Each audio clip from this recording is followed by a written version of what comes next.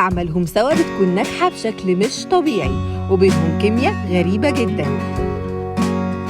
على مدار السنين اللي فاتت ومع كل موسم رمضان يلاحظ الجمهور الكيمياء الغريبة اللي بين محمد رمضان ومحمد سامي،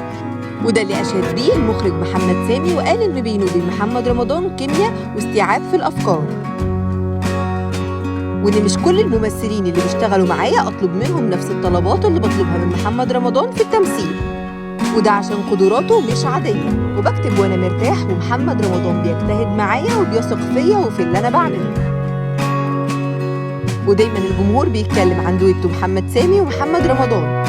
واللي كان واضح جدا على مدار السنين اللي فاتت دي، وإن مع كل عمل درامي بيقدمه محمد سامي بوجود محمد رمضان بيكون ناجح وبيكسر الدنيا. الدويتو ده دايما لايق مع بعض، ولو ما اشتغلوش مع بعض بيبقى العمل ضعيف. زي مثلا مشاركة محمد رمضان في مسلسل المشوار، واللي انتقد الجمهور بشكل كبير بعد عرضه، واللي عمل إثارة جدل بين رواد السوشيال ميديا وقتها، وتعرض لانتقاد كتير، زي مثلا إنه عمل من غير قصة وكادرات وصور كويسة، وكمان مفروش روح أو محتوى، واللي قال إن المسلسل بدأ تصويره من غير سيناريو حلقات كامل.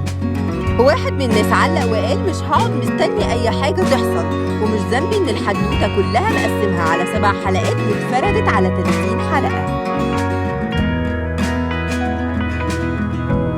قعدنا نتغزل في جمال الصورة وحلاوتها، رغم إن تراك الصوت كان بعافية خالص. وده كان على عكس تماما مشاركة محمد رمضان مع محمد سامي السنة دي في مسلسل جعفر العمدة، والنجاح الكبير اللي وصل له المسلسل بعد عرضه وبقى ترند على كل مواقع التواصل الاجتماعي. ومحمد سامي قال إن المسلسل حقق النجاح اللي الواحد كان مستنيه وأكتر كمان، والمسلسل منجحش بالصدفة، ده كان حوالي 800 شريك في نجاح المسلسل، واللي نافس بيه محمد سامي مسلسل الأسطورة والبرنس، واللي حققوا نجاح كبير برضه وقت عرضهم. وكان الجمهور بيشيد بنجاحهم وعملوا قلق على مواقع التواصل الاجتماعي كلها بعد عرضهم. مسلسل الأسطورة واللي اتعرض وقتها في رمضان 2016 وكان من أقوى المسلسلات وقتها، ومسلسل البرنس في رمضان 2020 واللي حقق نجاح كبير برضه وقتها، ده غير أعمال تانية كتير ناجحة بمشاركة محمد رمضان مع محمد سامي كانت بعيدة عن الأعمال الدرامية، زي فيلم جواب اعتقال واللي اتعرض في 2017،